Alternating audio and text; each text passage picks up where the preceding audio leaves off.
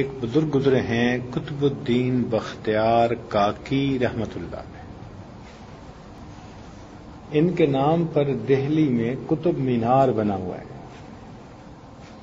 وہ جو قطب مینار تھا وہ اپنے زمانے کا ایک ماسٹر پیس تھا کنسٹرکشن کا. اس عاجز کو دیکھنے کی سعادت ملی. اس کے بالکل قریب ہی خواجہ قطب الدین بختیار کاکی رحمۃ اللہ علیہ آرام فرما رہے ہیں. یہ نیک ماں باپ کے بیٹے تھے. ان کے ماں باپ اکثر آپس میں مشورہ کرتے رہتے تھے کہ بچے کی تربیت کیسے کریں. آج کل تو ماں باپ کو فرصت ہی نہیں ہوتی بچوں کے بارے میں سوچنے کی. اور کسی نے کہا کہ شادی سے پہلے بچوں کی تربیت کے بارے میں میرے 5 مختلف پلان بنے ہوئے تھے. جب شادی ہو گئی تو میرے 5 بچے ہیں مگر پلان ایک بھی نہیں ہے.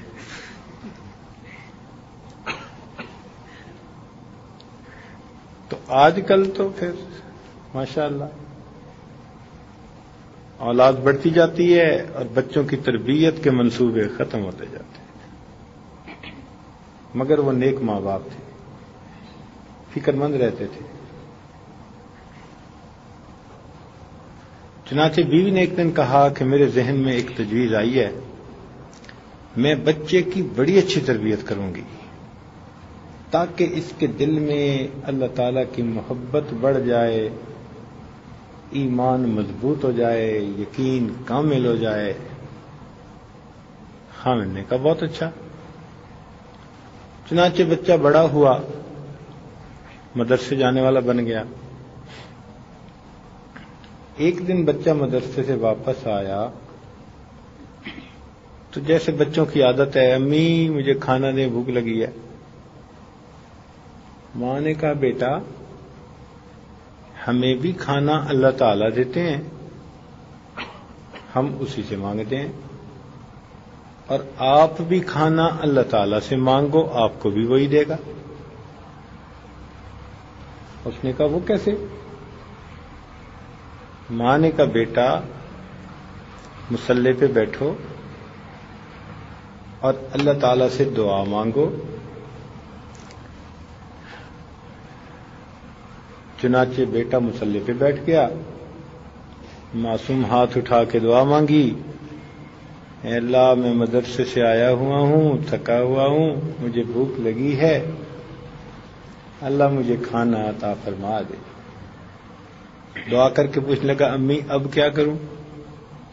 ماں نے کہا بیٹا یہ کمرے میں چلے جاؤ, کہیں اللہ نے کھانا بھیجا ہوگا. اب صورتحال یہ تھی کہ ماں نے اصل میں روٹی بنا کر ایک جگہ چھپائی ہوئی تھی پہلے سے, مگر وہ چاہتی تھی کہ میرا بیٹا اللہ تعالی سے مانگے, پھر اس کو جب روٹی ملے تو اس کے دل میں یہ احساس ہو کہ میرا رزق مجھے اللہ تعالی دیتے ہیں. چنانچہ بچہ کمرے میں گیا, تھوڑی تگ و دو کے بعد اس کو روٹی پڑی مل گئی, اس نے کھا لی. اب یہ روز کا معمول بن گیا. وہ گھر آتا, دعائیں مانگتا, اس کو روٹی مل جاتی. تو بچے کے دل میں نا تجسس پیدا ہونے لگ گیا. وہ ماں سے پوچھتا رات کو سوتے ہوئے, امی اللہ تعالیٰ کون ہے؟ اللہ تعالیٰ ہر ایک کو رزق دیتے ہیں, ہر جگہ اللہ تعالیٰ رزق پہنچاتے ہیں, وہ اتنے بڑے ہیں, ان کے خزانے اتنے بڑے ہیں.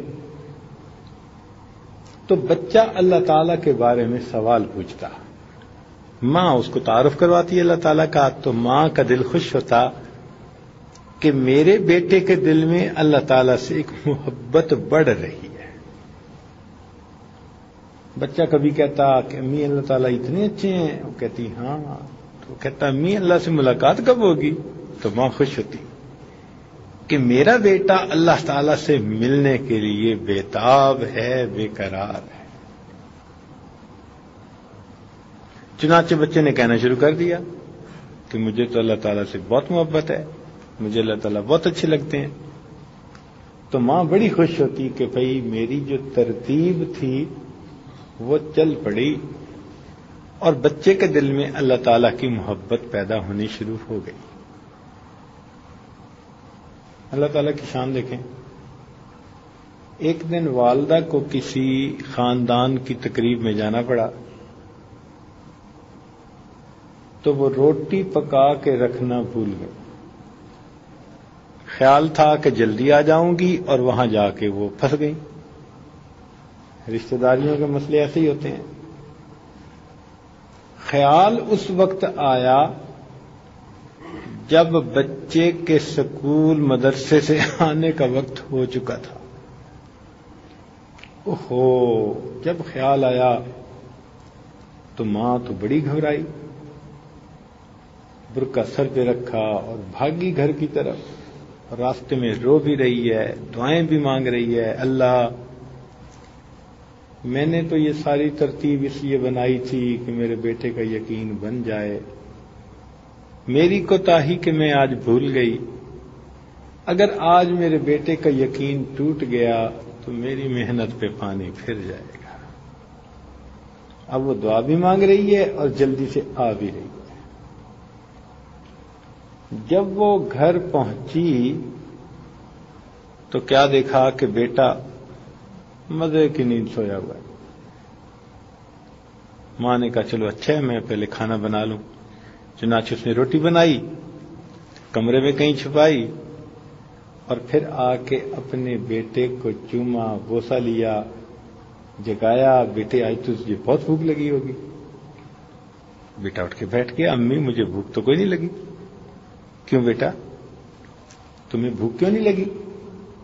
تو ماں نے کہا، اس نے کہا بیٹے نے کہ امی میں جب مدرسے سے آیا تھا نا تو میں نے مصلی بنایا تھا، بچھایا تھا، اور میں نے اللہ تعالیٰ سے دعا مانگی تھی، اے اللہ مجھے بھوک بھی بہت لگی ہوئی ہے اور آج تو امی بھی گھر پہ نہیں ہے، اللہ مجھے کھانا دے دیجئے۔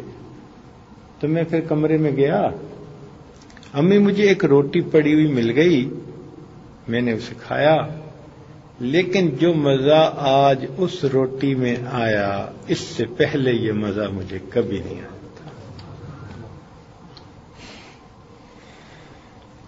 روٹی کو ہندی زبان میں کاکی کہتے ہیں، تو وہاں سے ان کا نام مشہور ہو گیا، قطب الدین بختیار کاکی رحمت اللہ علیہ۔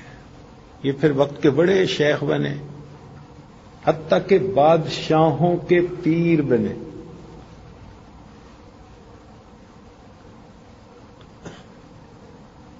جب ان کی وفات ہوئی تو ان کا جنازہ ایک بہت بڑے قبرستان میں لایا گیا، بلکہ گراؤنڈ میں لایا گیا۔ لاکھوں کی تعداد میں لوگ وہاں جمع ہو گئے ان کا جنازہ پڑھنے کے لیے۔ عزیز طلباء، کچھ میت ایسے ہوتے ہیں کہ جنازہ پڑھنے والوں کی وجہ سے ان کو فائدہ ہو جاتا ہے۔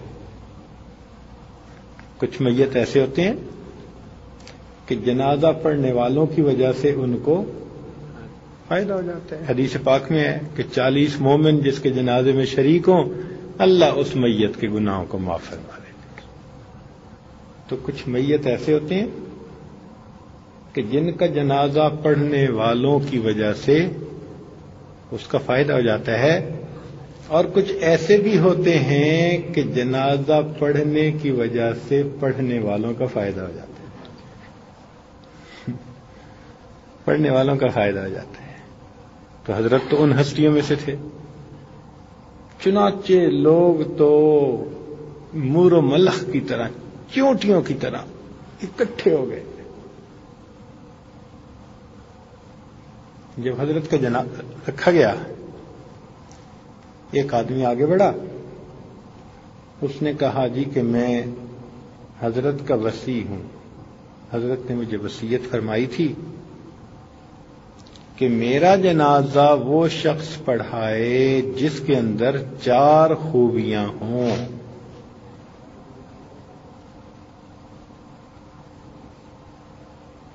کون سی؟ پہلی خوبی کہ اس کی پوری زندگی میں کبھی بھی فرض نماز کی تکبیر اولیٰ قضا نہ ہوئی ہو. یا اللہ، پوری زندگی میں کبھی بھی تکبیر اولیٰ قضا نہ ہوئی ہو. اب اس میں شاگرد بھی فیل تو استاد بھی فیل، اور مرید بھی فیل تو پیر بھی فیل. کون ہے ایسا بھائی جو کہے کہ پوری زندگی میں میری تکبیر اولیٰ کبھی قضا نہیں ہوئی؟ کیسی کڑی شرط ہے. اللہ اکبر کبیرہ. دوسری شرط کہ جس بندے کی زندگی میں تہجد کی نماز بھی کبھی قضا نہ ہوئی ہو. یا اللہ، پھر ایک مرتبہ فیل.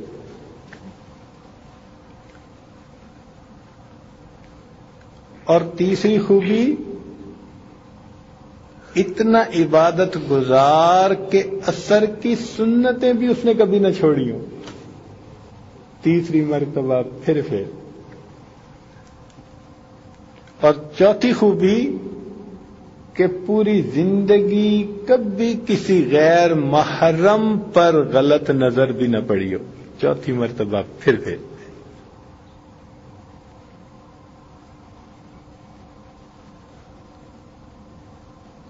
اب کون دم مارے کہ میرے اندر یہ خوبیاں ہیں؟ 4 خوبیاں ایک وقت میں میرے اندر ہیں. اللہ اکبر. چلو جی، مجمع کو تو سانپ سونگ گیا. پن ڈراپ سائلنس، خاموشی. سارے لوگ حیران ہیں کہ کون حضرت کا جنازہ پڑھائے گا. کافی دیر گزر گئی تو ایک آدمی مجمع میں سے آگے بڑھا اور وہ زاروں قطار رو رہا تھا. اور وہ زاروں قطار رو رہا تھا. حضرت کے پاس آیا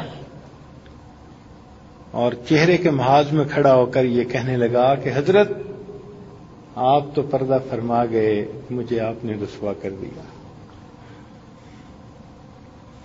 حضرت، آپ تو پردہ فرما گئے، مجھے آپ نے رسوا کر دیا. میرا راز آپ نے کھول دیا.